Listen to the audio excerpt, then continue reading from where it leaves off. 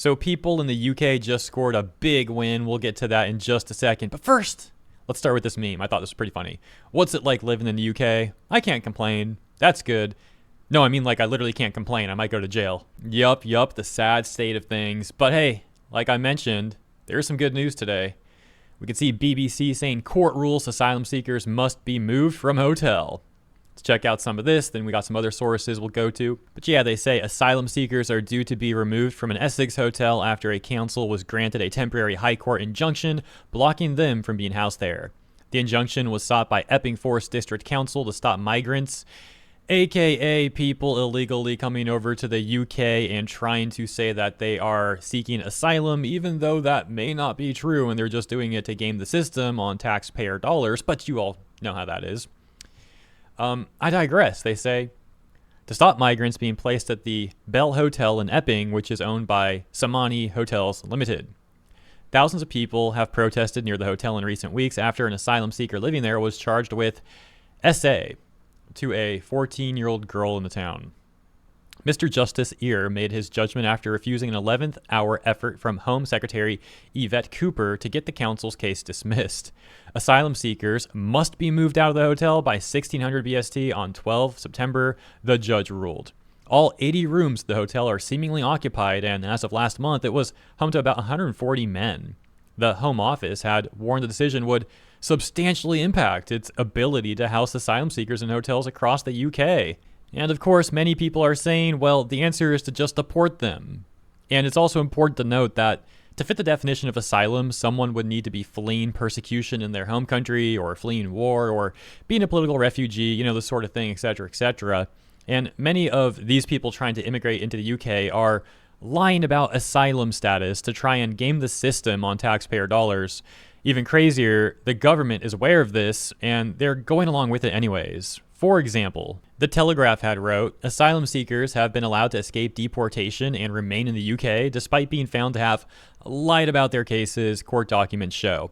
Immigration judges have accepted that migrants challenging their removal have deliberately lied or provided evidence that was not credible, but have still granted them the right to remain under the European Convention on Human Rights.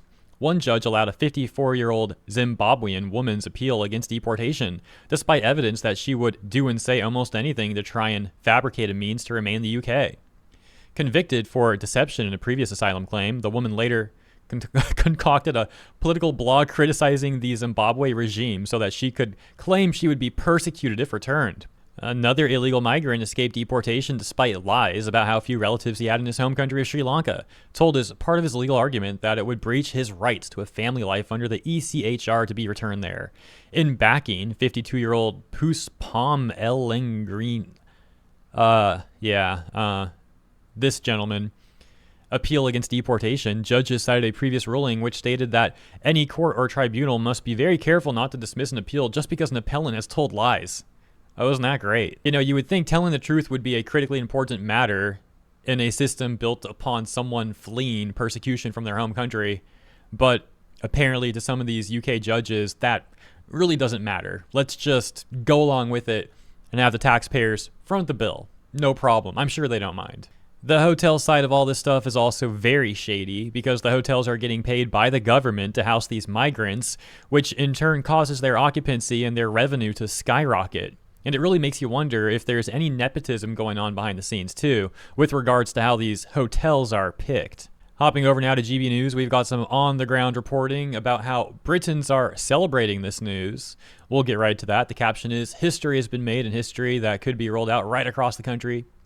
Patrick Christie's reports from outside the Bell Hotel in Epping, where migrants will be evicted within 2 weeks after a high court ruling earlier today. It takes us to the video. Patrick Christie's, we've sent him over to Epping. He will be taking us live and speaking to the protesters in a few minutes, but give us a flavour of it, Patrick. Oh, well, hello, we are live from the Bell Hotel in Epping. How's everyone doing? Well, this is an absolutely historic moment. There is a jubilant mood here tonight because history has been made, and history that could be rolled out right across the country. The country is going to owe the people of Essex and the people of Epping a massive debt of gratitude, because today's court ruling could be rolled out in every single migrant hotel across the country. Really quick side note. This is hilarious. You see the sign in the background that says clear them out? About 8 to 9 months ago, there was a manga that released called Drama Queen. And a lot of surgeon types of Redditors, you know the type, were very offended by that manga, saying it was like anti-immigration and like racist and whatnot, because the main characters are trying to get these aliens that are essentially invading Earth, like out of Japan. And one of the quotes that the Redditors were like getting the most upset about was "clear this city." And they were like enraged by this manga and that quote. And that sign is just making me think about it. I can already imagine like some Redditor types seeing this video and seething at this, and that sign right there saying clear them out. So it's just like icing on the cake for me. A little bonus comedy. Excuse me for the tangent. Let's continue on. The people here have stood up.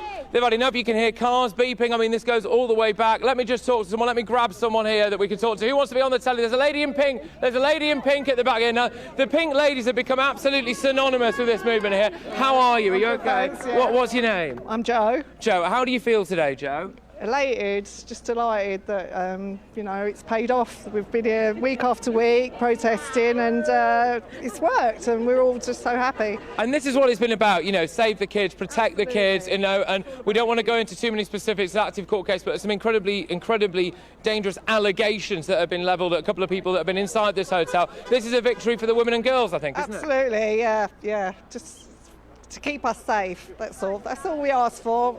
Can you guys believe this overt Nazi rhetoric right now? Like, I'm just so mad. I can't believe this. That was a joke, by the way. I know there's gonna be like one comment that takes what I just said seriously. So let me just say that's sarcasm. Not these people. Absolutely fantastic. Right, okay, let me see if I can rope someone else in here. Jamie McIver's with us. He's actually a regular on GB News. So, someone with a megaphone at the back there, just in case you couldn't hear them. So, Jamie, what does this mean today? This means so much to the people of it. How do we all feel, Epping? Because when we were told not to protest, what did we do? And when they called us far-right Nazi scum... Dude, I literally just memed about that. Oh my gosh. I mean, I said it because it's been happening, but it's funny. I mean, I'm not surprised he would bring that up because, like I said, it's been happening, and yeah, it's just always funny to laugh at. I appreciate him bringing that up too right now. What did we do? We ignored them because we're not. We have been peacefully protesting, Patrick, week in, week out. We were told not to. Everything was against us. Everyone was against us. But do you know what? Nothing can beat the British people and their spirit. This constituency once had Sir Winston Churchill as their Member of Parliament. This is a constituency that knows when something is of national importance. And Epping has just done something very big today. And the whole country now, wherever there's a hotel, people need to peacefully protest. They need to frankly ignore their local councillors that tell them not to protest.